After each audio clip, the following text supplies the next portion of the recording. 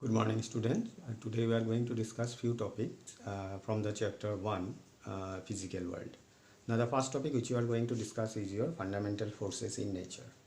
Now there are many forces in nature, just like you can say the gravitational force, Coulomb's force, frictional force. Here what we will try to define a few important parameter of the fundamental forces. Now let us go for the statement first of all. Force is an effort in the form of push or pull.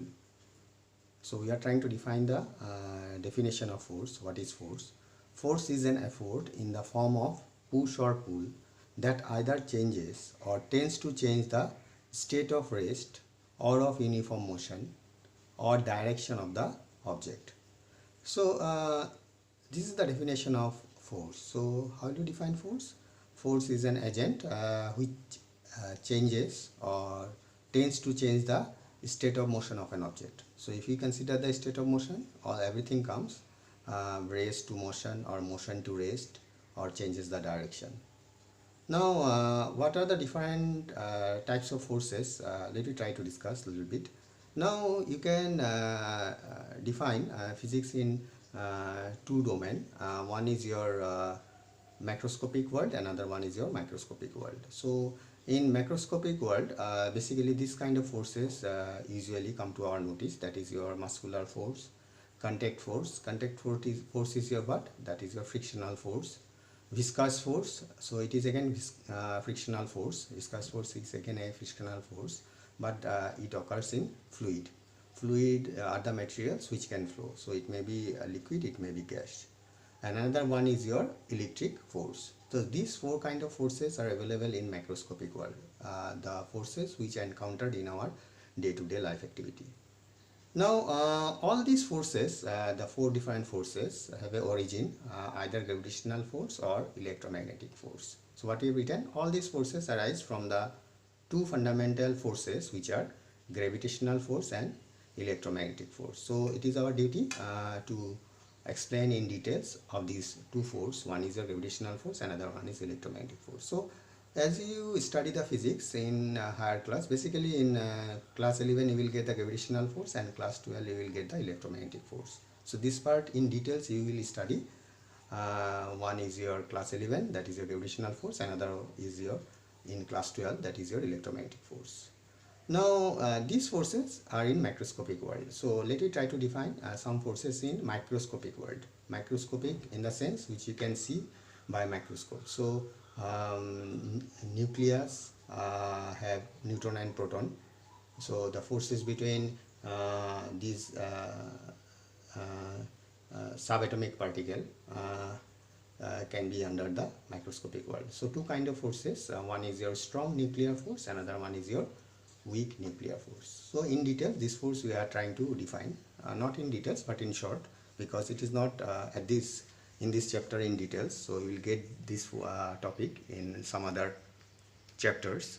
So let me try to discuss, that is your gravitational force. Now everyone know this one, in work class also you have seen, if you have any two masses then there is a force, and that force can be given by Newton's law of gravitation. So what we have written here, the gravitational force arises due to the force of mutual attraction between two bodies by virtue of their masses. So if there is mass, there is a force. So Newton's put forward the law, and the mathematical expression is your F equal to G m1 m2 by r square. So little bit in short we have trying to show in the figure two masses m1 and m2, they are separated by distance r. So there is a force, and that force is nothing but F equal to G m1 m2 by r square. So G is your gravitational constant, and it comes to be your 6.67 into 10 to the power minus 11 Newton meter square per kg square. Basically gravitational force is the weakest force, and there are many examples in the sense motion of an object towards the surface of earth, or you can say the earth moves around the sun, that it can also be explained using Newton's law of gravitation. So this is the weakest kind of force in nature. Now the next force which you are going to define, that is your electromagnetic force. So here these forces arises whenever there is a charge. So two charge particle when you place, then there is a force. Depending on the nature of the charge, there may be attraction or repulsion, but the force is there. So what we have written, the force between two stationary point charges is electromagnetic force. Now, as per Coulomb put forward the law. In figure also we have shown two charges Q1 and Q2 separated by distance r. So the force is your K Q1 Q2 by r square. K is your constant and the value is your 9 into 10 to the power 9 Newton meter square per Coulomb square. You will get this topic in details in class 12. So these forces arises whenever there is a charge between two objects exist. If there is a charge, then there is a force, and that force can be defined by Coulomb. Now let us go for in microscopic world. The microscopic world, you do have two force. One is your strong nuclear force, another one is your weak nuclear force. So I think most of you have idea. If the charges are like, then there is a repulsion. If the charges are unlike, then there is an attraction.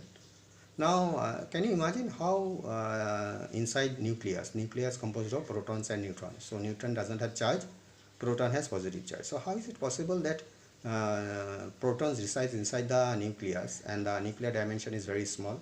There must be some repulsive force, is not it? But what happened basically, the nuclear dimension is very small. So there is a limitation of Coulomb's law. The force ceases to act if the distance between the two charged particles is very small, of the order of dimension of nucleus. So if the distance is very less, then the Coulomb's law is invalid, and under that case we have to define nuclear force. No Coulomb force is there, rather there is a nuclear force, and the nuclear force is independent of the charges, independent of charge. So there may be the force between neutron-neutron, there may be the force between neutron-proton, there may be the force between proton-proton.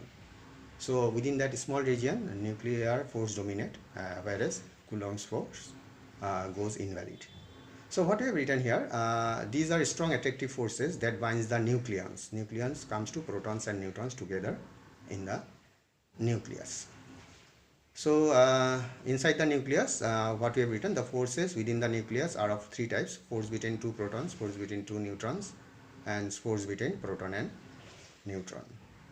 Now the next topic which we are going to define, that is your weak nuclear force. So what we have written here, these forces appear only between the particles of short lifetime involved in a nuclear process such as beta decay of the nucleus.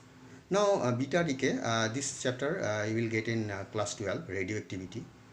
Now in diagram, in reaction basically we have shown a neutron,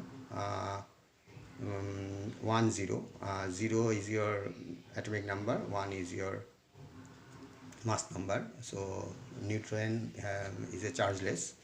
So when it undergoes beta decay, then proton and electron comes out with the elementary particle antineutrino. Antineutrino is an elementary particle. More we will get in particle physics. If you want to know in details, go through the book Particle Physics.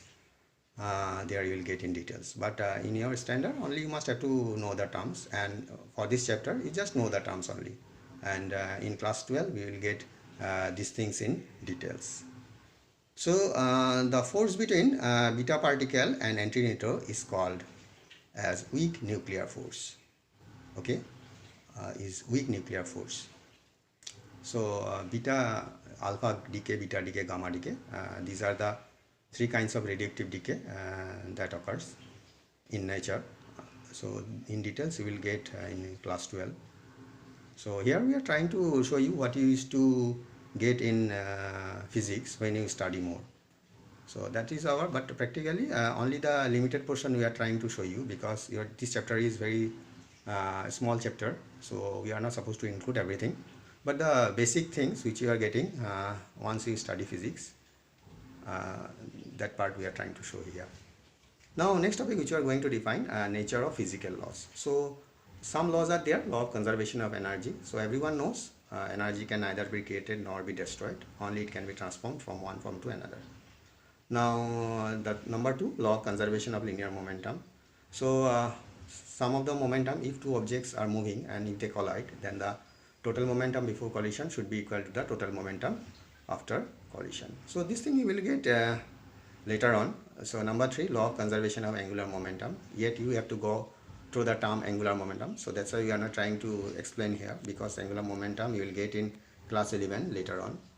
And law of conservation of charge definitely is there. So this part you will get in details in some part you will get in class 11, some part you will get in class 12 in detail. So only we are trying to show these are the available physical laws. So nature demands conservation, that's why whatever happens before reaction should be equal to the parameter after reaction. So there is nothing but the law of conservation of charge. So we'll get more in details in class 11 as well as in class 12, or if you study higher. So this is all about this chapter. So I think this is the end of this chapter. So next class we are trying to apply this topic which we have already discussed. So please go through this topic. In next class we are trying to go for some question answer session. So if you go through this topic, definitely you can give the question answer. Please go through. This is only a brief part of the different things which we are going to access once you study physics. Thank you.